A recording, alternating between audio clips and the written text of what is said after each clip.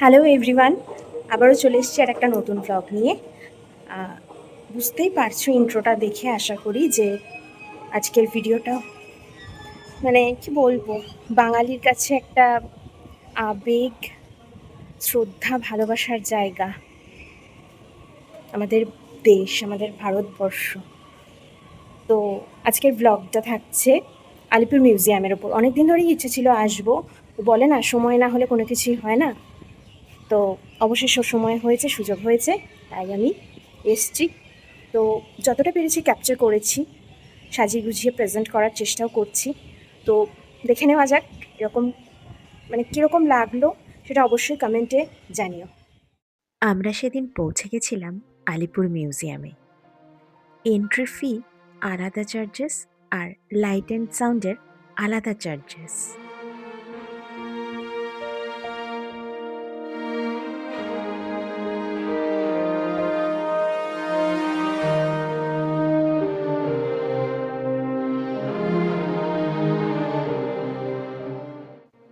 আলিপুর মিউজিয়ামে পৌঁছে মনে যেন এক আলাদাই অনুভূতি জাগলো। মিউজিয়ামের ভেতর ঢুকেই প্রথমে এই ফাঁসির মঞ্চটি দেখে গা যেন শিউরে উঠেছিল।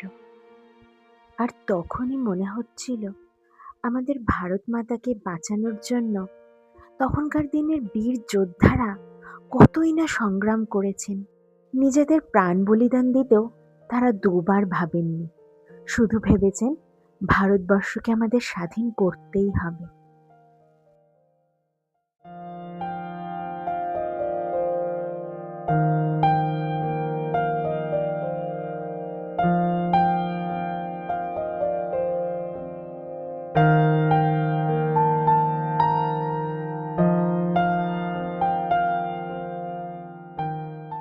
এরপর আমরা পৌঁছালাম কন্ডেমনেশন রুমের দিকে।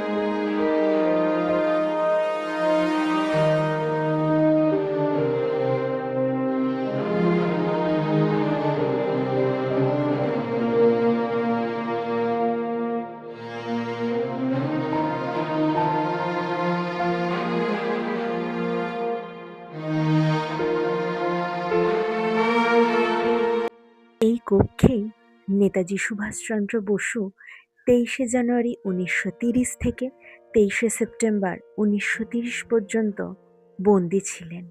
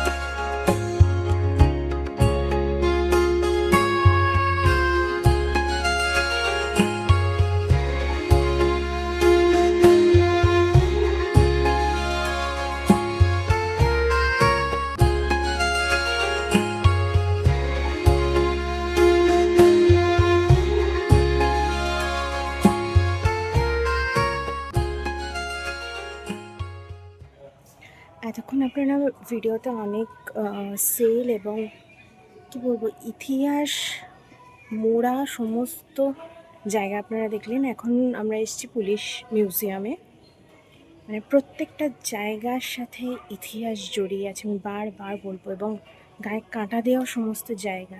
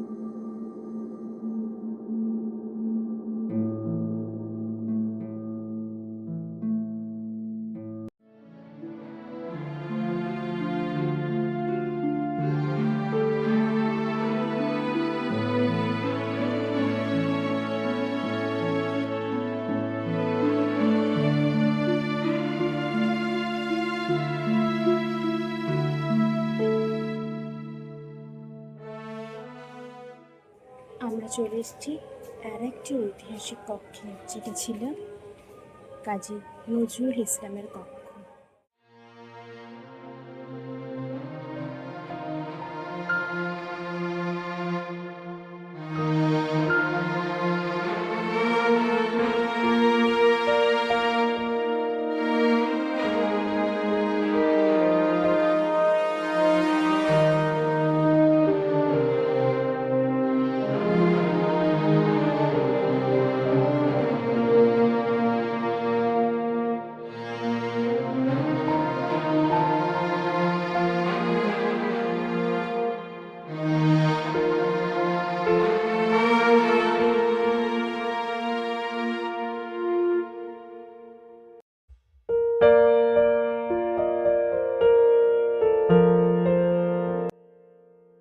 আর এই এরিয়াটা হলো লাইট অ্যান্ড সাউন্ড এরিয়া। সন্ধ্যাবেলায় এখানে লাইট অ্যান্ড সাউন্ডের আয়োজন করা হয়।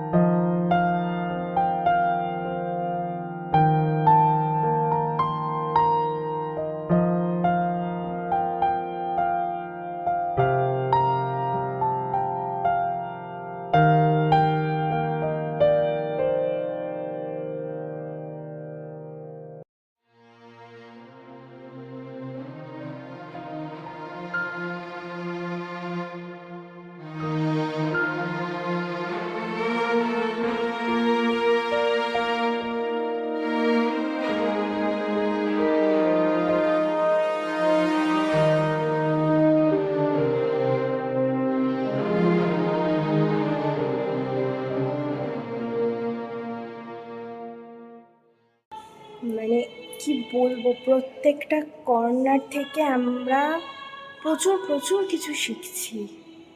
মানে কত কিছু এখনো আমাদের অজানা ছিল, সেটাই শুধু দেখছি আর ভাবছি, সাথে গায়ে কাঁটা দিচ্ছে। আমি বারবার বলবো একটাই কথা, সময় নিয়ে দেখতে হবে। সত্যি যদি জানতে হয়, বুঝতে হয় আমাদের ভারতকে আরও ভালো করে, যা আমাদের কাছে অজানা সেগুলোকে যদি জানতে হয়, সত্যি সময় নিয়ে ধৈর্য নিয়ে প্রত্যেকটি জিনিস খুঁটিয়ে দেখতে হবে। প্রচুর জ্ঞান অর্জন করতে পারবো তাহলে আমরা। অসাধারণ অসাধারণ এক একটি জায়গা এবং এক একটি কি বলবো সৃষ্টি, অসাধারণ। বহু সময় নিয়ে প্রত্যেকটা জিনিসকে আমরা খুঁটিয়ে দেখবার চেষ্টা করেছি। আমাদের পক্ষে যতটা সম্ভব হয়েছে বোঝার চেষ্টা করেছি। সবশেষে পৌঁছে গেছিলাম লাইট অ্যান্ড সাউন্ডের জায়গায়। সেখানে ভিডিও করা রেস্ট্রিক্টেড ছিল। ভিডিওর শেষে একটাই কথা বলবো, কলকাতার বুকে এমন মিউজিয়াম সত্যি অনবদ্য। আপনারাও অবশ্যই দেখবেন। না দেখলে আমাদের অনেক কিছু অজানা থেকে যাবে। ভিডিওটা যদি ভালো লেগে থাকে একটা লাইক, শেয়ার আর সাবস্ক্রাইব করতে ভুলবেন না।